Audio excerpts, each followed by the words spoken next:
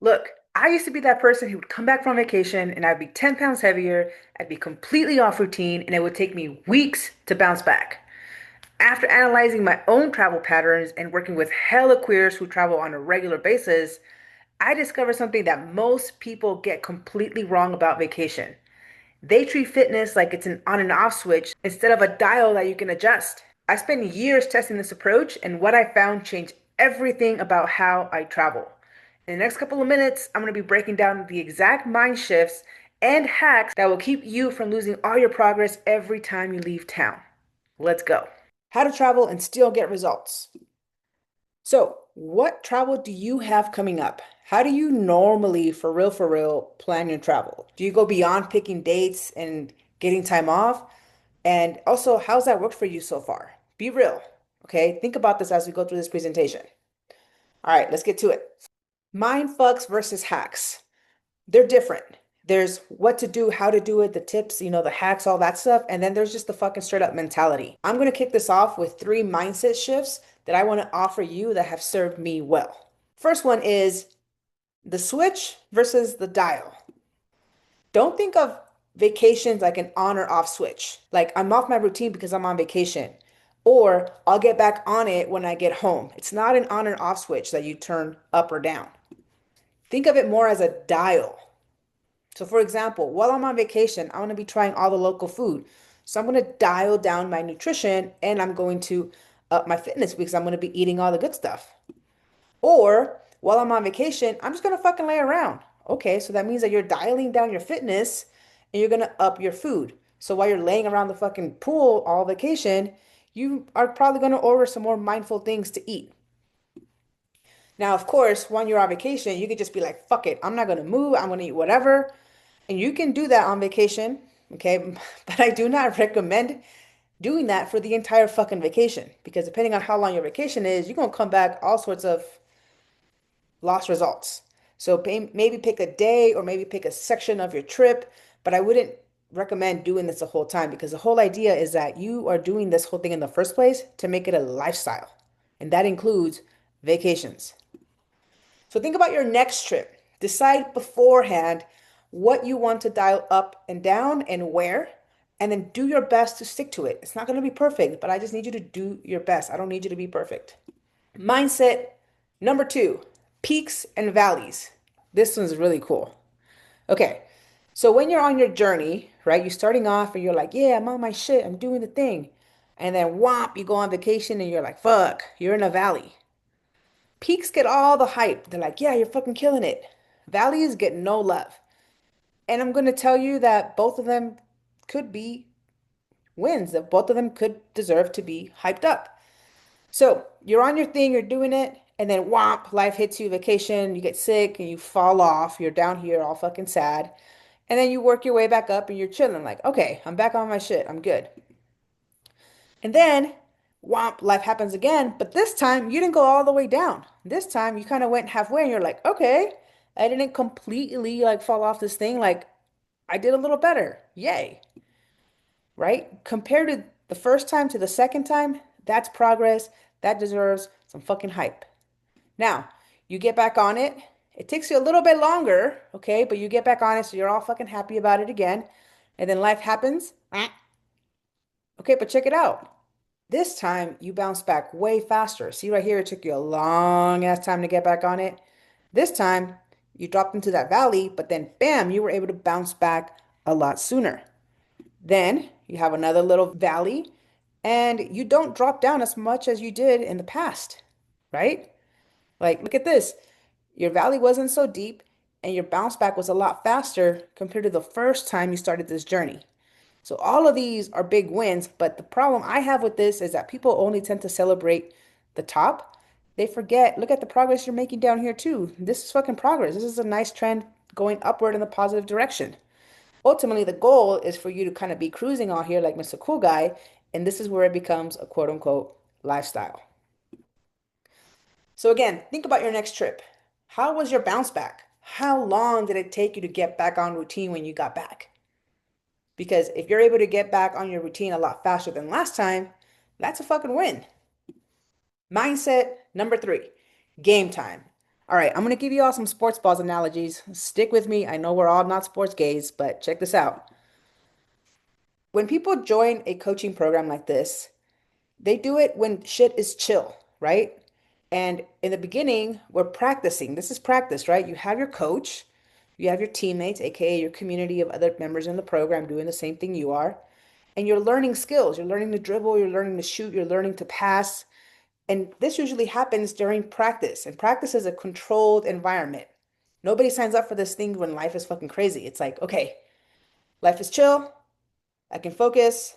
I'm going to hire a coach. I'm going to join a community and I'm going to learn some shit. Okay. This is practice time. But eventually, it's going to be game time. And what game time is fucking lifey. So this may be a vacation. This may be a new job. This may be kids going back to school, kids getting out of school. This is going to be anything that life throws your way. Okay? Game time is like a vacation or a new job or you're dating or kids getting out of school, kids going back to school. Anything that's going to like throw a wrench in your fucking regular ass routine, any lifing event is game time. All right? Usually what happens though, and usually what happens during game time is people are like, life is lifing. Fuck my coach. Fuck my teammates. Forget all the fucking skills. Like you immediately like default back to the bullshit you were doing before. Even though this time, when game time is happening, you have a coach, you have a community, you have new skills, but we're so used to just losing our shit when game time happens that we're like, I'm not gonna text my coach. I'm not gonna reach out to my teammates. I forgot all the fucking skills I just learned. And then you get your fucking ass kicked. This is you getting your ass kicked on the fucking court because you went in there solo with no coach, no team, no playbook. You lost your shit. You got your ass kicked. But what if you think of game time as an opportunity for you to use all these resources that you now have? You actually contact your coach and you stay in touch. You are actually reaching out to your teammates. It could be like, hey, I did better this time, or like, oops, I had a little fuck up, or whatever. Just use your community and you're practicing the new skills, right? You may fuck up, you may miss a shot, you may like dribble out of bounds or whatever, but it doesn't matter. You're practicing the new skills in real time, in game time. And if you do this, eventually you're gonna fucking win. You, your coach, your team, you're gonna go to the championship and you're going to crush game time. You're gonna win the fucking championship. All right? So think about your last trip. Do you feel like you won? Did you feel like you got your ass kicked? Now, let's get into the fucking hacks. These are the hacks that have served me well. I travel a lot and I want to share the ones that have helped me. And I want to encourage you to take what helps you, leave what doesn't. I'm not saying what I'm doing is like what you should do. I'm just saying this has helped me and I want to share that with you in the hopes that it helps you out too. So I've broken these down into pre, during, and post travel hacks. Let's start with workout pre travel hacks. Number one, I'm going to look at my schedule during my vacation and I'm going to decide if I'm going to turn that dial up or down during different parts of my trip. I might have days where I'm going to be more chilling, so my fitness is going to be dialed down, which means my nutrition is going to be a little bit more on point, so on and so forth. Think about that ahead of time as you're planning your trip out. The other thing I do is I like to have my workouts planned before I even leave. Like if I get back on Sunday, I know I'm going to go to the gym on Monday, Wednesday, Friday. I already know it's in my calendar. I'm registered for those workouts. It's fucking happening. Okay? If I'm flying, I don't sit around and just wait at my gate. I'm going to be on my ass sitting the whole time on the plane. So before I get on that plane, I'm going to get my ass up and I'm going to walk around the airport and get my steps in. I'm not going to sit at the gate doom scrolling on the fucking phone. For nutrition, I do the same thing with the dial. I decide when I'm going to dial up and when I'm going to dial down. If I'm going to go like to my family's house and eat my face off, I'm probably going to dial the nutrition down, but that also means I'm going to dial my nutrition up and I'm going to make sure that I get a workout in that morning or that I go for a walk or that I plan something active the next day. So I just have that planned out ahead for my trip. I also try to have my groceries or my food already planned for when I get back. If I'm doing a short weekend trip, I make sure that I have my food prepped already for when I get back.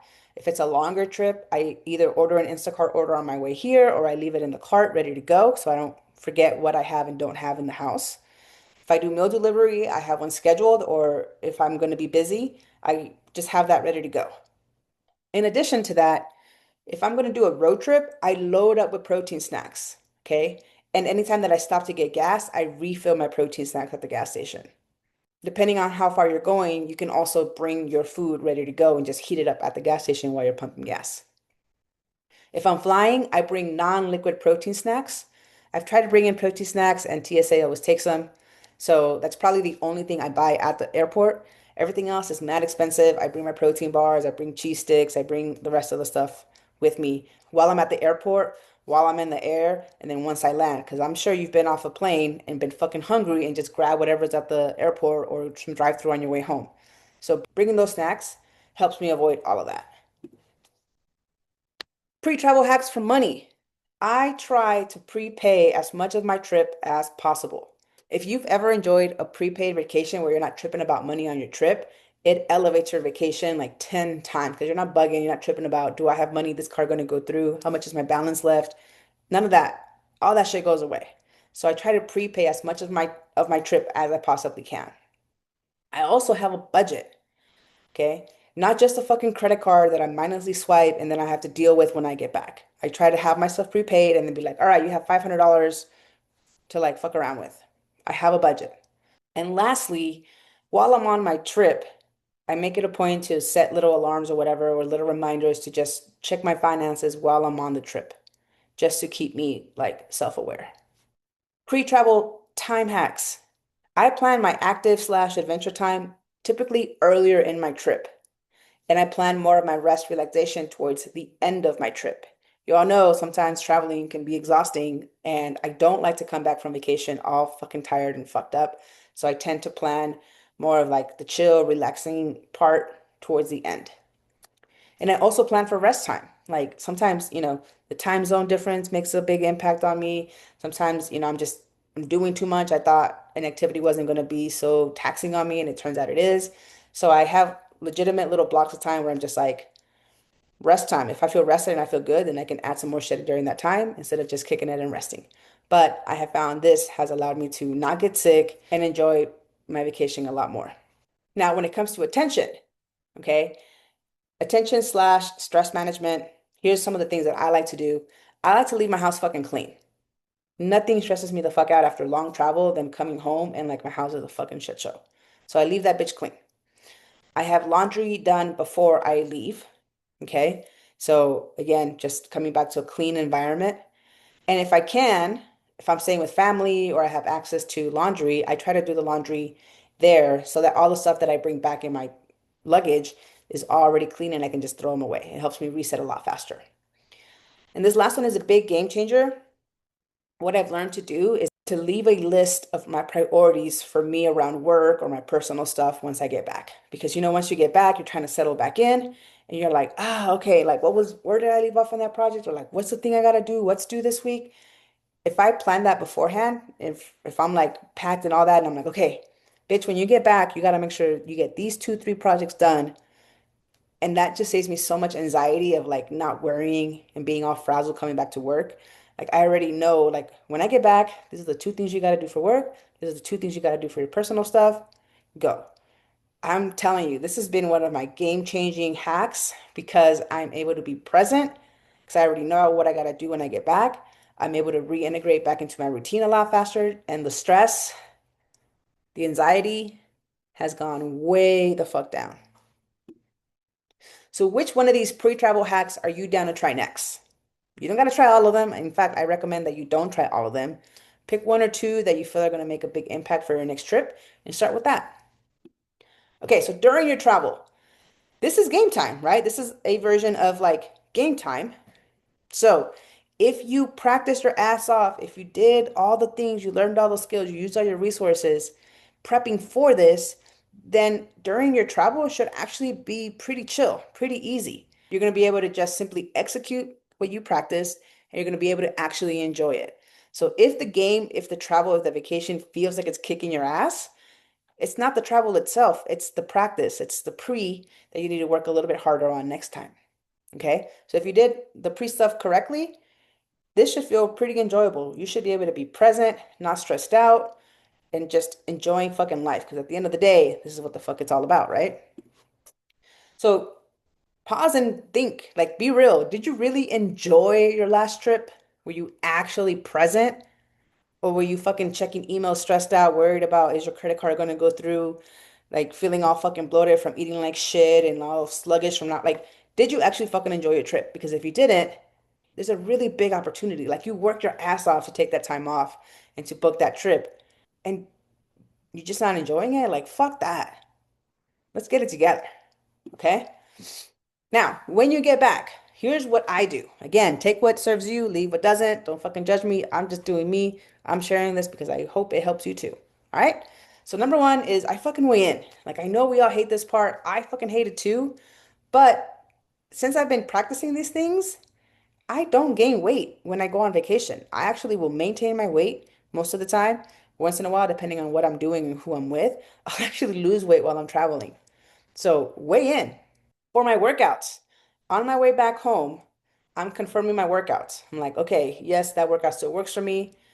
I'm all good there. I'm just making sure that it's still all good. Same for my nutrition. On my way back, I'm like, okay, let me order that Instacart. For money, I look at my finances right away when I get back, either on the plane ride home. I just don't postpone it because I like to just see where I'm at after everything. And sometimes if I went a little overboard, I'll do a little spending fast if I find that that's going to be necessary.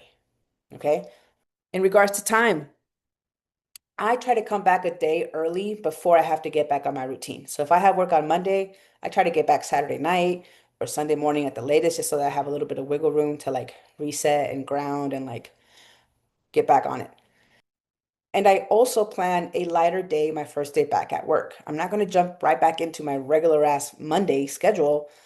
I'm going to plan a lighter day on my first day back at work. Once again, I make sure my calendar is good. I confirm my workouts. And if my calendar isn't good, I subtract whatever the fuck I need to subtract to like get back on it. Because sometimes things go wrong when you're traveling. Sometimes you get sick. Sometimes there was a fucking fire while you were gone at work and you need to readjust some things. So looking at my calendar ahead of time, making any adjustments that need to happen, and planning a lighter day when I first get back, all these things help me feel less fucking anxious and stressed out and have me still enjoy the high of my vacation. Lastly, when it comes to your retention, again, on my way back, I like to confirm those one or two priorities that I identified before I left to make sure that those are still the priorities. I unpack right away. I know coming home from the airport, the last thing you want to do is fucking unpack, right? But if you left your house clean before, you don't really need to reset your environment. You just need to unpack. Don't be that person that has their fucking luggage sitting there 2 weeks later with all your dirty ass fucking travel clothes. That's nasty. I'm telling you, it's gonna be like 5 minutes. Walk in, unpack your shit, boom, you're ready to go. And then lastly, like reflect on how you did on your trip. If traveling is something that you want to make part of your regular lifestyle, then you should probably work on getting better at it all the time so that your health doesn't go to shit if you're planning to do a lot of traveling.